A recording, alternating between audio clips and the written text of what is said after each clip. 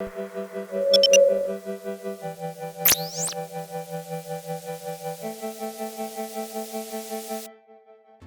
back to the Trail Creators Podcast. I'm Russell Hepton, and in this podcast I interview those who create for the outdoors. In this episode I interviewed Chris Townsend, who by quite a few people has been aptly named the godfather of British thru-hiking. He's hiked over 20,000 miles over the years. He's hiked starting with Land's End to John O'Groats in 1978, the Pacific Crest Trail in 1982. He's done the CDT, the Rockies, all the Munros and Tops in Scotland in 1996, and that's just to name a few. He's the author of over 25 books about long distance walking and backpacking, and he is the gear editor of TGO magazine. So it was an absolute honour to meet Chris and have a chat with him. This podcast isn't edited to the standard that I really wanted it to be, but I've had to rush it because I got to jet off to San Diego tomorrow to make sure that I'm in the US before all the flights are cancelled due to this coronavirus pandemic. So I've had a crazy couple of days, but I was literally in the Cairngorms not 2 days ago, and I was actually going to meet Bob Cartwright of the Outdoor Station today, but I had to cancel because it's all just gone up in the air. So I hope you enjoy this chat with Chris Townsend. Welcome to Scotland.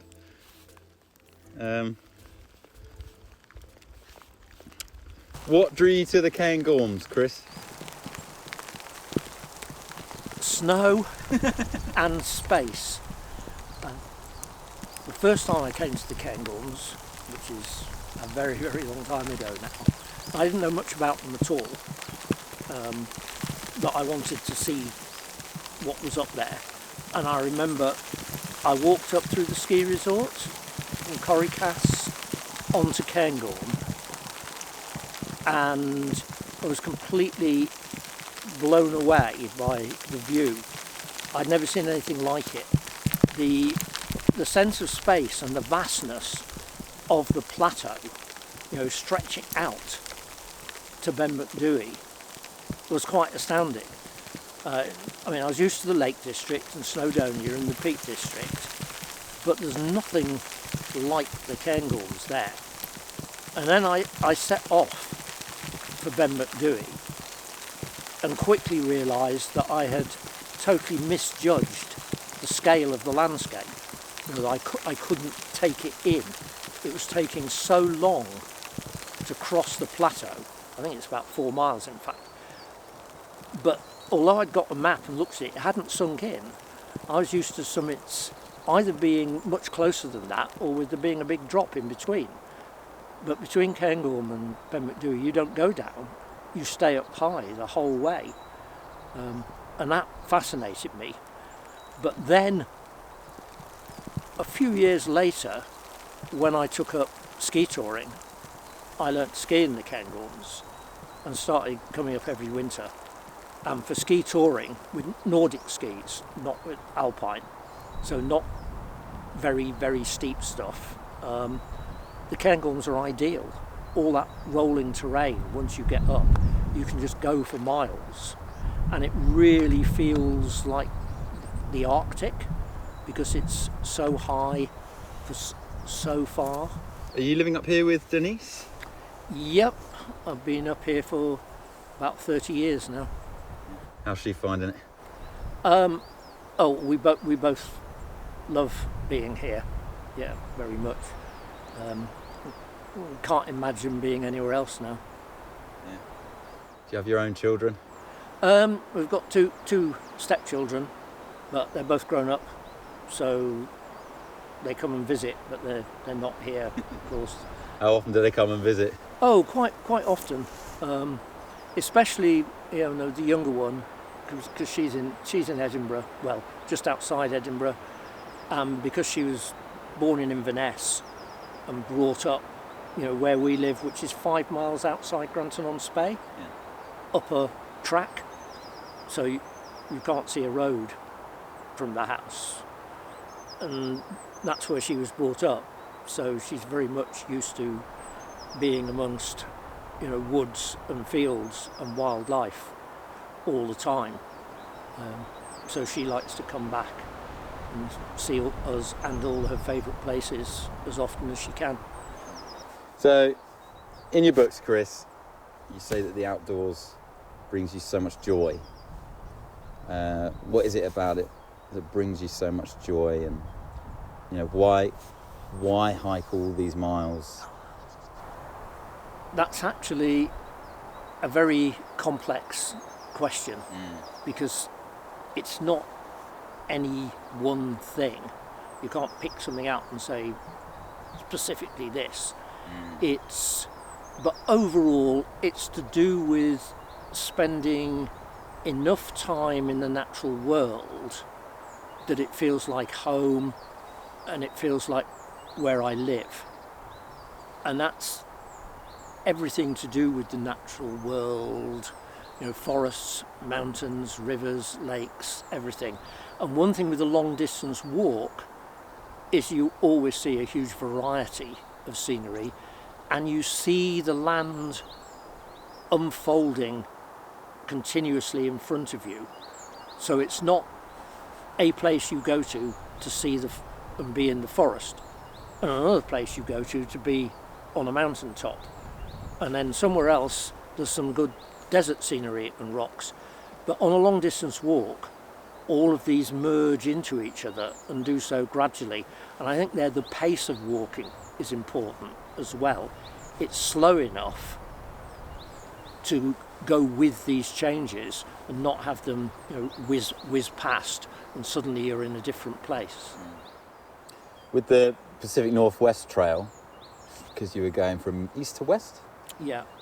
What's it like doing all of these north to south trails, and then you're doing suddenly an east to west, and you don't see that change? How does that differ on the trail for you? There are still changes, big changes, but they're different in that when you go south-north over 1,000, 2,000 miles, things change, such as timberline moves up the mountains as you get further north. Going east to west, the big difference comes when you get towards the coast, and the Pacific Northwest Trail comes to the coast at Puget Sound, and then it crosses the Olympic Peninsula. Now, the east part of the walk is continental. You're inland. It's quite dry, so you have different vegetation, different trees, a different feel. Once you get close to the coast, it changes. It becomes, in fact, much more like this, because it's much wetter, because you're by the sea. There's a lot more rain. It's greener. There's a lot more moss. The trees grow higher up the mountains because there's more moisture. So it does have, a different feel. But yes, it is different from walking south-north. So your first long walk was Land's End to John O'Groats that you recorded. Is that correct? That was the first long walk I did. Yes. How much hiking had you done prior to that? Well, the only longish walk I'd done before then was the Pennine Way. Other than that, I'd done day walks and weekend trips. Would you say that it was those trips and then doing Land's End to John O'Groats that you really was like, this is something that I want to really continue doing?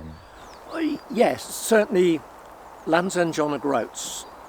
When I got to the end, I was obviously pleased. I succeeded. It was 1250 miles, Furthest I walked before was Pennine Way at 270. Sure, so it was like, wow, I've walked all this way. But also, I felt disappointed because I'd come to the end. So I was aware that, I'd quite happily have gone on if there'd been any on to do, and if I'd had the time, etc., been able to.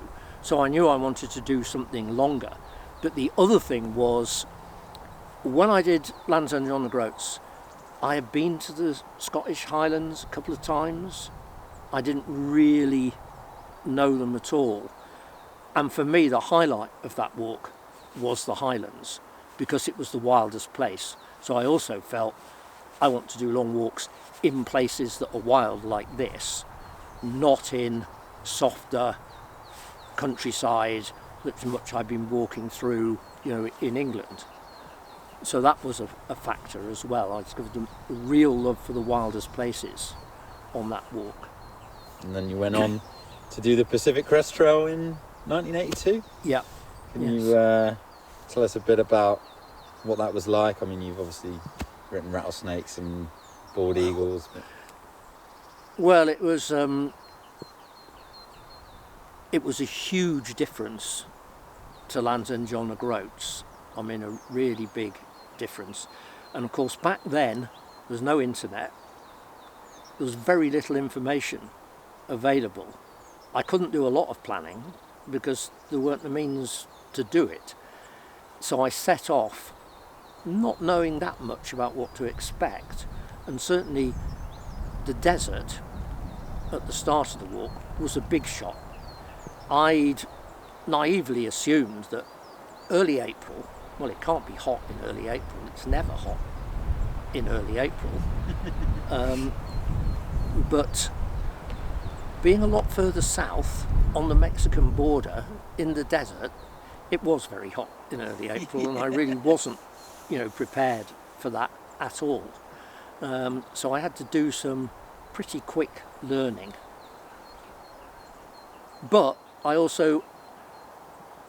enjoyed the desert section, possibly more from reading what other hikers have said than other hikers do, because if you're from the States, if you've been to deserts before, I've been to desert areas since, which are much more spectacular than the PCT. But for me, it was brand new and completely different. So I found it fascinating and challenging. Whereas the High Sierra was the high point in every sense of the walk. I mean, the actual physical high point. Also, the part that ended up meaning the most to me because it was snowbound.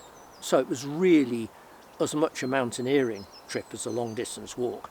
I mean, I went through with 3 American hikers I met, and I mean, we went days and days without ever seeing the trail or any signs or anything. We were just making our way north through the High Sierra, roughly on the line of the Pacific Crest Trail, but quite often taking what seemed the sensible route in the snow. In some places, you look on the map, and the trail runs along the middle of a steep slope, traverses across it. But those steep slopes didn't look that safe or that easy to cross. So sometimes we'd drop down and go along the valley bottom and climb back up again, because that seemed easier and safer. But there were other places where you can see a series of stepped valleys filled with lakes, and the trail cuts round the edge of the lakes. Well, they were all frozen and covered with snow, so we went straight across the middle of all of them. In fact, quite often we couldn't see them. We didn't know, are we on the lake? Well, it's flat, we probably are. We didn't know.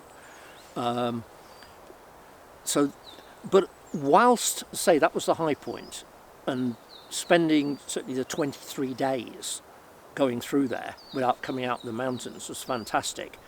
But because they were snow-covered mountains, they weren't as strange as the desert. I'd done enough up here in the highlands in snow-covered mountains for the basic terrain to feel, familiar, but just on a much vaster scale. So this podcast is mainly about people who create for the trail. So it's really good to get a sense of the walks that you've done, the experience that you have. But I really want to talk about the writing and how what's your creative process when you're out on a trail such as the PCT. And I'd like to use the PCT as an example because I'm about to start the PCT in a few weeks, and it'd be really good. And there's a lot of people I know that are that are watching this podcast and these videos. So I know that you took a lot of notes, and I know that you probably took some in the morning and a lot in the evening, but did you fill up a book? Like how much note taking? Like, it must have been a mammoth. I filled up 2 notebooks and 1 small notebook. I reckoned 2 would be enough, but it wasn't. So the little one fills in the space between the other 2 notebooks. But yeah, I wrote something every morning and every evening. Occasionally, you know, I missed one, but basically did that. Sometimes during the day as well. And then my view was just write down everything. Now I didn't know when I was keeping that journal on the PCT that it was going to ever be for anyone other than me. I mean, I'd only started writing, and I hoped that maybe an outdoor magazine would be interested in an article, you know. But I mean, I was essentially writing enough material for a big book. So I wasn't writing for anyone but myself, and I was writing like, if I don't write this down, I might forget it. Now, one of the odd things with the PCT was that I did do a book on it 30 years later. I couldn't have written that book if I hadn't kept those journals, because I'd never have remembered. And when I was writing the book, I was reading for the first time, you know, in decades, my journals. There were people, places, events, I can't remember them, but I wrote them down. So I assume they must have happened. So they're in the book, you know. But when you think about it, how many people are going to be able to tell you everything they did and that happened for 5.5 months 30 years ago? Even if it was an important part of their life, clearly you're going to forget an awful lot. Big difference with now is that this, of course, was in the days of film. So I was shooting transparency film and black and white film. But I had to ration the film, because film's quite heavy and bulky. How much can you carry? You know, it wasn't like a digital camera where you've got a tiny memory card and you can put hundreds and hundreds of shots on it. And when I came to write the book, until I remembered that, I cursed myself, because I'd have something in my journal and I'd think, I need to see a picture of this, and I haven't got one, because I was rationing what I photographed. Now, really, I've been using digital cameras for nearly 20 years. So for quite a long time now, on long walks, the camera becomes a notebook as well. So I don't feel I've got to write everything down. You know, if I see an interesting sign, take a photo of it, or anything else that's interesting, you can photograph it, and there's your note, if you like, your reference. I don't just take photographs because I think, wow, I want a picture of this landscape, it looks spectacular, or this is a really good campsite, I must get a picture of it. Now you can photograph all sorts of things. So I still keep the notebooks, but I don't feel, oh, I've got to write everything down. I think, oh, well, you know, in the evenings sometimes I'll go through the photos I've taken and think, oh yeah, you know, I've got a photo of that, I've got a photo of that. How does your note-taking differ now? Say if you're going on 1,000+ mile walk, but you know you're going to be writing a book. Do you solely rely, would you say you rely more on the photos for that reason? Or has your note-taking completely taken a different swing because it's with the intention of writing a book? I don't think there's a big difference, you know. I still write far more than would ever appear in a book, unless someone, you know, wants me to write 100,000 words or whatever on a long walk, but generally they want a bit less than that. And I don't always know there's going to be a book. I mean, the last 3 long distance walks I've done, there isn't a book. There might be a book incorporating all 3, or one of them, I don't know. But, you know, I've only once, which was a long time, 1988, I walked the length of the Canadian Rockies, which hadn't been done before. And I just had a how-to book, the Backpacker's Handbook, first edition of it, published. And I asked the publishers, would they be interested in this? And they said yes. That's the only walk I've done where I already had a contract to write a book. And I decided I didn't quite like the pressure of that. Occasionally I was thinking, I've got to finish the walk, which I wanted to do anyway, but I was aware that there was I have an obligation now, and I thought, no, I don't want that.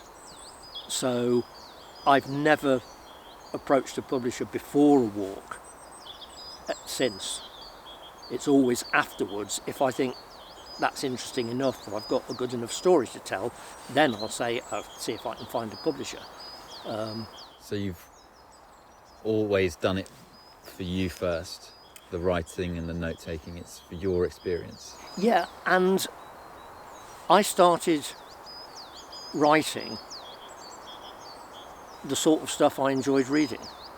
It was sort of like, well, I like reading these stories of other people's walks, I like reading this stuff, and now that I'm doing it as well, if I write about it, perhaps other people will like reading my stories. But I've always written the types of things I enjoy reading. I've never tried to write something thinking I'd never actually read a book like this. I don't think I could, because I get bored very quickly. So if you were hiking the PCT in 1982 and you'd never had a book contract before, you were writing all these notes, what did you do for work before and after that trail? What was your career path, if you'd like to call it a career path, going towards? I wouldn't call it a career path. Yeah. But after I went to university and did a degree in English, I trained as a teacher, which is a common thing for people with degrees in English to do. I applied for interviews for teaching jobs and didn't get one. And while I was doing that, I got a job in an outdoor shop, YHA Adventure Centre, long gone, in Manchester. And that's where I did Land's End on the Groats. They gave me 3 months off, unpaid, but I knew I had a job to come back to in the shop. And I did get an article on that published by a camping magazine, long gone as well at the time, afterwards. So I thought, I enjoy writing about it. And after I left that, I did various other jobs, but at the time, I had met Paul and Sarah Howcroft, who had just set up Rohan Clothing, well-established, well-known company now, but unknown and brand new then, and I got to know them. And when I was talking about the Pacific Crest Trail, they just brought out their first lightweight polycotton clothing. And people, all the outdoor shops, this is when legwear was tweed in winter and, corduroy in the summer, thick, heavy clothing. And people saying, you can't, in the hills, you must be joking, this flimsy stuff, it'll never last, no one will buy it. And they outfitted me with the clothing for the Pacific Crest Trail. Now, I didn't know what I was going to do when I came back from that. I was going to look for a job. I didn't, I thought, well, I'll find something when I get back. There's probably an outdoor shop that will take me somewhere if no one else. But in fact, as soon as I got back from that, I heard from Paul and Sarah saying, do you want a job? So I obviously said yes. And they were doing a series of roadshows to sell all this lightweight gear, which the shops wouldn't take because they said it wasn't suitable. Well, I'd been using it for 6 months on the Pacific Crest Trail. So I could basically go along and show my garments and say, well, it'll do 6 months on the Pacific Crest Trail. Amazing. It is actually durable. Yeah. And in the next spring, they opened their first shop in Long Preston. I moved to Skipton so I could go on working for them, and the arrangement I had with them was great. I was self-employed, I was doing more and more writing, but I was working for them, and the understanding was if they were going to be busy and they needed me, I would go in. There would be other work as well, but if I had writing deadlines, I could do that. So it was very flexible, which worked really well. And then they were interested, I mean, they sponsored me for doing the Continental Divide Trail on the same basis that I would use their gear, give them reports, you know, and they could use it in promotions and so on. But again, I didn't know what I was going to do when I came back from them, because they were moving their location to Milton Keynes. I was not going to Milton Keynes, I knew that. You know, if I moved again, it was north, not south. So, but again, the next job I got, I was writing regularly now.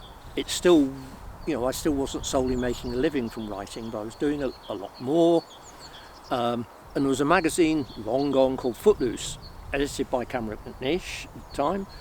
I was the gear editor, assistant editor, you know, still freelance, but I was writing for it regularly. I was sending them reports on my Continental Divide Trail walk, which, you know, they were publishing, having managed. They were handwritten, of course, in those days. I was basically sending them letters, and they were trying to work out what my scrawl in the tent actually meant, so that they could publish it in the magazine, and occasionally photos, so that, you know, they could print up one of my photos and put that in.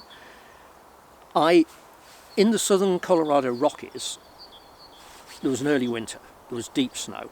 I was forced down out of the mountains. You know, I was wading through thigh-deep snow. I was not equipped for snow. I took a lower route, but I was way behind schedule. But I didn't think that mattered, because in those days there was no way of contacting people. I was contacting people by postcard. So I knew that, you know, people will have had the postcard 2 weeks ago. They won't expect another for 2 or 3 weeks, so no one knows where I am. I don't need to anybody. And I came finally out of the mountains, New Mexico, little town called Charmer, tiny town called Charmer. And I got there and I thought, well, I need to pick up my food supplies. I'd run out of food from the post office. But first of all, I'm going to find a motel and get rid of this bloody pack. So I'm walking down the tiny high street, and this huge, you know, American police car just cut straight in front of me like that, so I had to stop. And the driver, you know, dark glasses and, you know, typical American cop, winds down the window, looks me up and down and says, "Your name Townsend?" And I'm going like, "What? How do you know?" And I said, "Yes, message for you at the post office." And then he drove off. So I checked in the motel, dumped my pack, went back to the post office. So it's a tiny town. The post office was actually this lady's back room. So I'm walking up the drive and I could see her on the phone in the window, and suddenly I can hear her calling out, "This must be him. He's coming up the path now." I'm thinking, how do all these people know it's me? And the publisher of Footloose, Peter Lumley, was on the phone to her. This was, I think, his third phone call. He'd phoned up initially saying, you know, "I need to talk to Chris when he gets there." He was now getting worried. He'd been about to say to her, "Look, I think we need to do a search. He really should be here by now." You know, I wasn't expecting to hear from him.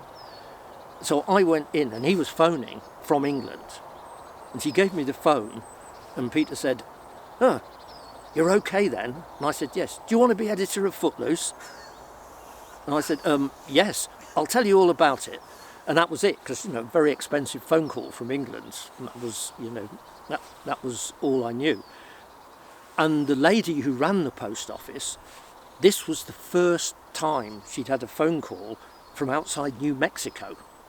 Never mind the USA. And of course I realised, which hadn't occurred to me, in those days virtually nobody did the Continental Divide Trail. So a backpacker in Charmer stood out. It was like, wow, who's this person walking with a huge pack? These days, no, because there's lots, you know, it's still not huge numbers, it's not PCT levels, but there's enough people do it that they know and expect CDT hikers to come through at certain times of the year. But back then they didn't at all, so, you know, I was a real novelty. So I still had another month to go, because it's about 500 miles through New Mexico to the Mexican border. But I now knew I'd got a job to go back to. And what was curious was an issue of Footloose came out while I was still on the CDT, listing me as editor, which of course I didn't even see until I got back. And what had happened was Cameron had left to become editor of what was then Climber and Rambler. You know, all these old magazines that were around then. The logical person to become editor was me, because I'd been working on the magazine with Cameron anyway. But I was somewhere unknown on the Continental Divide Trail, which is why Peter had been ringing up. And like I say, I wasn't expecting anyone to try and contact me directly, so I didn't think being behind schedule mattered to anybody except myself. That's amazing. So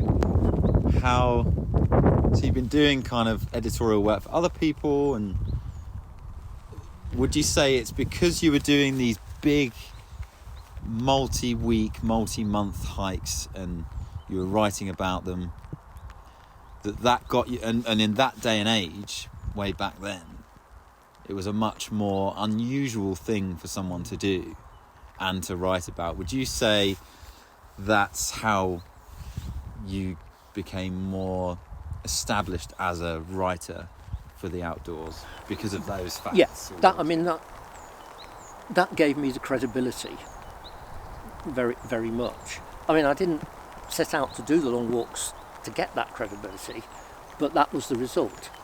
Because, you know, virtually nobody in the UK, including, you know, the outdoor community, had even heard of the Pacific Crest Trail, let alone the Continental Divide Trail. An awful lot of Americans hadn't. I mean, on both those trails, in places I went through, I was explaining to people what I was doing and what it was, because local people had not heard of either trail. And it was like, really? All the way to Mexico, or all the way to Canada?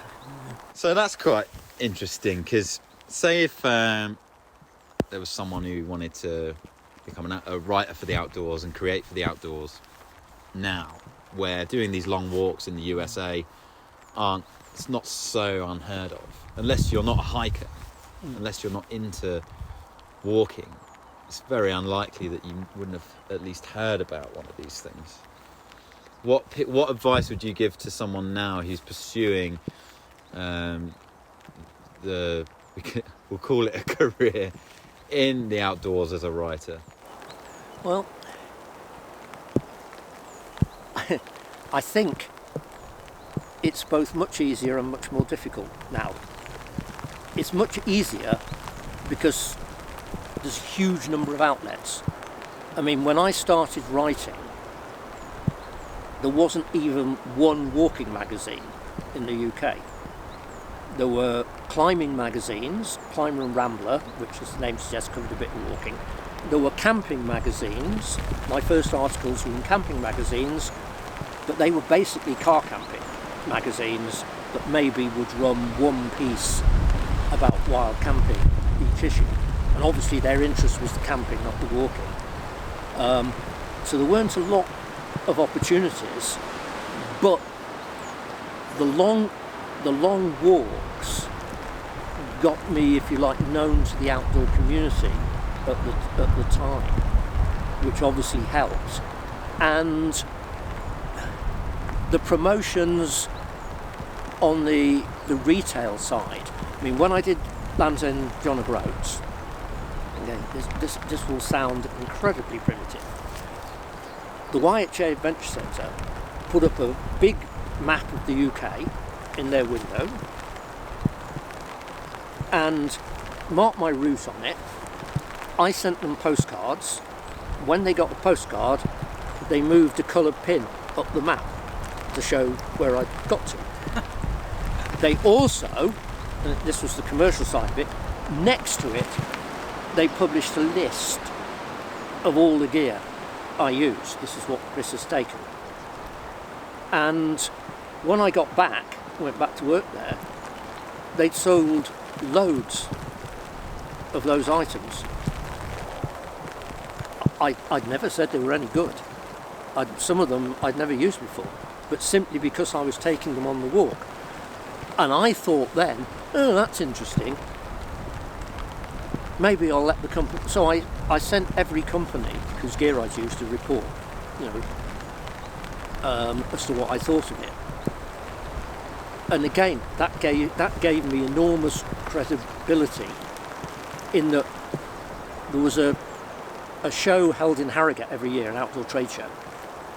And after I'd done this, when I went to the next outdoor trade show, that's when loads of stands, I'd go on and chat to them, and they'd say, if you're doing another long distance walk, Chris, let us know, we'd be happy to let you have a tent or whatever.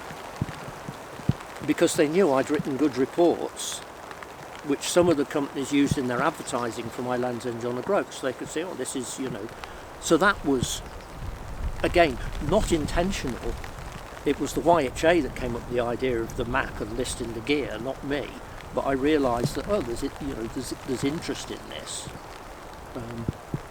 And of course, Rohan, the PCT and the CDT, they use those walks in their advertising and promotions, which helped get my name known, pictures of me in their catalogue and in their magazine. But the key thing, I think, you were saying about people starting out is obviously you've got to be able to write. Now, from when I edited a magazine, I learnt that, I'm afraid, some people who've got interesting stories to tell, but they can't write. I get articles and features and think there's an interesting story in there somewhere, but the way it's expressed on the page doesn't work. It's just, mostly you think it's just dull. Oh dear, this is... And writing improves. My first articles, I think, are pretty poor, but I was learning. But they were enough for an editor to take them on. But I can see now, oh dear, I shouldn't have done that. I don't like this. So I would say one of the things with keeping the journals, and I would say this to anybody starting out now, writing every day, keeping a journal gets you into doing it. And even if you're not consciously improving your style and everything, you are writing all the time. I don't think, even if it was straight after a long walk, if I hadn't written anything, for 6 months I've been out on the trail, I don't want to write things, and I get back and it's suddenly like, can you produce an article, can you write a book? I think it would be a sudden change and very difficult. But when you've been writing all the time, it's like, well, I write every day anyway. I've just got to write a bit more every day, but I continue doing it. And I enjoy the writing. To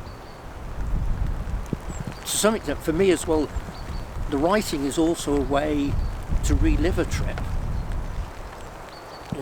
If I'm writing about a long walk I've done, I'm doing the walk again in my head in order to write about it. So I think if the writing works, it's because I'm getting excited by it and interested by it, and I caught myself, I say, the Pacific Crest Trail book was a really strange book to read, because part of me felt so detached from it because it was so long and reading and didn't know, and I caught myself at one point where I was so detached through it. When the snow started to melt, going through the Yosemite backcountry, we had what is probably the most dangerous thing I've ever done in the mountains. We had all these horrendous fords and crawling across, fallen trees and raging torrents, wading through flooded meadows, roped river crossings. It makes me shudder to think about it now. When I reread that section in my journal, and I'm copying and writing down, at one point I felt, God, I hope this guy gets through. And it's like, wait a minute, I know I got through, it's me. And I'd forgotten, because the intensity of my own writing made me feel involved at a detached level. How come it was 30 years since after you hiked the PCT? Well, my first book contract I got 1986. I'd written a book on my Land's End John O'Groats walk. I don't know what happened to the manuscript. I'd sent it to a few publishers who sent it back, and I put it in a drawer somewhere, and it's probably moulded away by now. But a company called Oxford Illustrated Press, long gone, again, who did outdoor books, they were doing a series called The Great Something Adventure. They did the Great Climbing Adventure, the Great Cycling Adventure, and a few Great Mountaineering Adventure. And I don't know where they got my name from, but they asked me, would I do the Great Backpacking Adventure? So obviously I said yes. And there's a chapter in there, a long chapter on the Pacific Crest Trail. And there's another one on the Continental Divide Trail. There's the Pennine Way, Land's End John O'Groats, 2 500-mile walks that I'd done in the Highlands, a trip to Iceland. They're all in that book. So I had written about the PCT, for a book. And then I did the Canadian Rockies walk and did a book on that. And I did a walk in the Yukon Territory in 1990 and did a book on that. And then the Munros and Tops and a book. So the Pacific Crest Trail sort of faded. I'd written about it once. But then my current publishers, Sandstone Press, they took my book on the Pacific Northwest Trail, and talking to Sandstone, and they were saying, what would you like to write about? And they suggested, do you want to write about one of your other walks? And I immediately thought, well, yeah, I'd love to do a book on the Pacific Crest Trail. And they said yes, so I did. But that's why it was, 30 years later. It's quite good that turned out, because right at the end you have a section where you think about comparing what the trail would be like now compared to what you experienced in 1982, and you spoke about how busy the trails got, the film Wild, how that definitely had an impact on it. If you were to hike the PCT again now, what do you think you would A, do differently because of the changes, and B, how do you think the experience would differ? Well, the changes would make it different in the numbers of people doing it, the number of trail angels, the fact that all the places along the trail now expect hikers to come through and therefore have all the facilities and things which they didn't have in 82. Obviously there's more than enough information about everything to do with the trail. There's apps, data books, there's masses of information that didn't exist back then. So it would be less of a challenge in that sense, but obviously the terrain doesn't change. Forester Pass is still steep and it's still 13,000 foot high, and you still have to go over it. There still are sections where there are no resupply points for a very, very long way. There still might be some years there is still deep snow in the Sierra. These things don't change. I mean, because I've already done it, if I was doing it again, I would start in the north and walk the other way, which would make it very different anyway, and would also avoid most of the crowds, because 90+% of people start in the south. Obviously at some point all those people were going to be going the other way and I'd encounter them, but I wouldn't be with this moving group. But at the same time, I know someone who did it a few years ago, and they didn't want the crowds at all, and they did it from the south. They're a fast walker. They started off after everybody else, so they weren't starting with the mass of people. They overtook everyone. Caught them up, walked through them, and were then virtually on the road to the finish. I mean, you don't have to be part of the huge group, but some people enjoy that.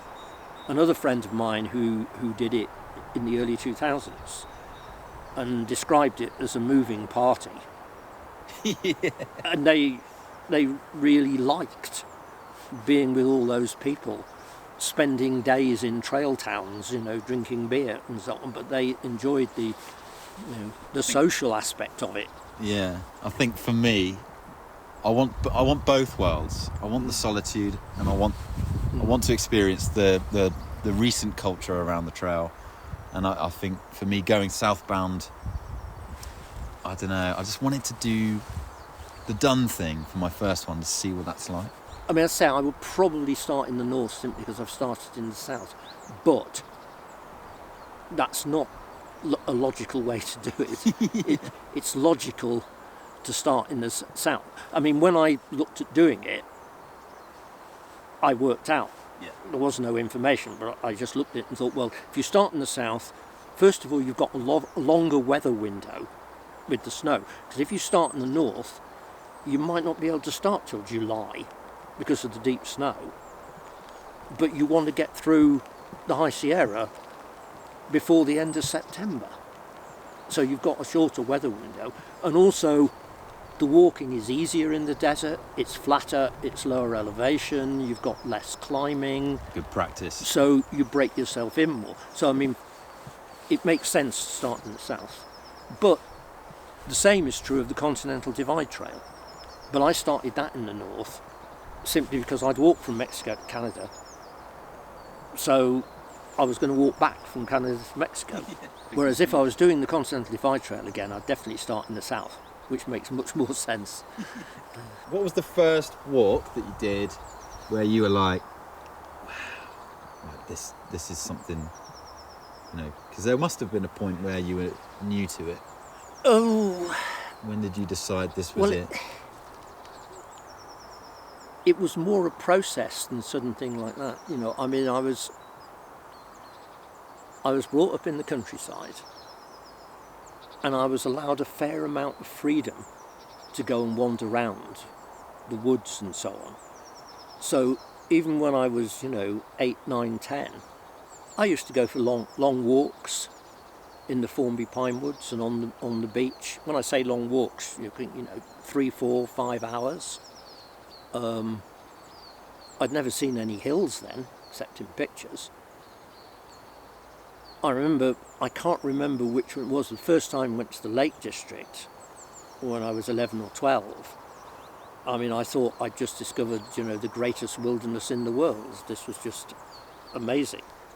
And hill walking started with secondary school, because where we were, you could get to the Peak District, the Lake District, Snowdonia for a day trip. So we went to all of those. And I enjoyed that, but I'd say I can't remember one walk in particular that was the first one. It was, it was the overall. But I'd say I was already, walking in the countryside and enjoying it. What's it like writing for the outdoor industry now versus when you first started? For magazines, it's much the same.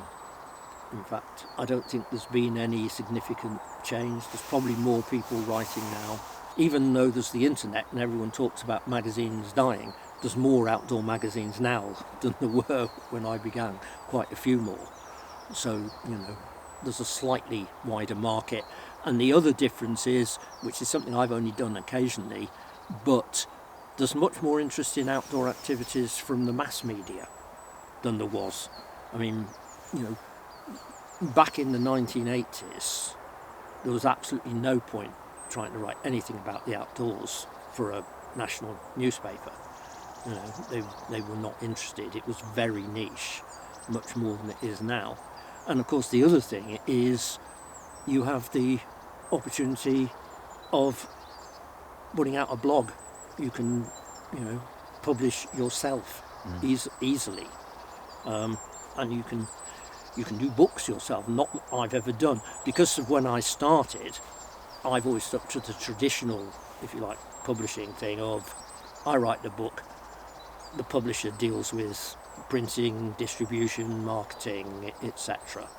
But that's because when I began, you could self-publish, but no one took it seriously, and it was called then vanity publishing, because the idea was you can't find a publisher because your work isn't good enough, but there are companies which, if you pay them £4,000, I remember it was incredibly expensive, they'll publish whatever you send them and send you a couple of thousand copies, which you can store in the garage or under the bed or whatever while you try and get rid of them, which you probably won't. I mean, all the recommendations were, no, if you can't find a reputable publisher, then it's not commercially viable. Don't self-publish, which changes, of course, enormously when you've got the internet and e-books and so on, and Amazon publishing. So that's a much more viable route now. I mean, as you know, there are in all sorts of genres, there are writers who've started off publishing e-books and have then been taken up by a mainstream publisher because they've been so successful. And some who haven't, because they've said to the mainstream publisher, you weren't interested in me, last year, now I don't need you. But, so the last question I have for you, Chris, is do you have any ideas of like places or resources for anyone looking to write for the outdoors? Is there any people and places they can go and meet people, anything like that? I mean, with the internet you can find whatever you want, but if you start writing stuff and promoting it on the internet and talking to other people on the internet, not just using it to promote what you've done, but it's not called social media for nothing, but joining in conversations, you can make an awful lot of contacts very quickly, and that is probably the best way in today. Don't think there's any specific places. It'll more be, it's up to you to make the places interesting, to produce writing and photography that makes people think this is worthwhile. I'll follow this person, I'll read their stuff again. Well, thank you very much, Chris Townsend. It's been an absolute pleasure. Thank you so much for your time and letting me record you for this podcast. Thank you. It's always fun to reminisce. I hope you enjoyed my chat with Chris Townsend. It was absolutely fantastic to be able to meet him, and my thanks go out to you, Chris. Thanks for sitting in the rain and the freezing cold to meet me and film the podcast. Be sure to head over to christownsendoutdoors.com, where you'll find all the information about his walks, his books, and everything else. Thanks for watching and or listening to the Trail Creators podcast, and I'll see you in the next one.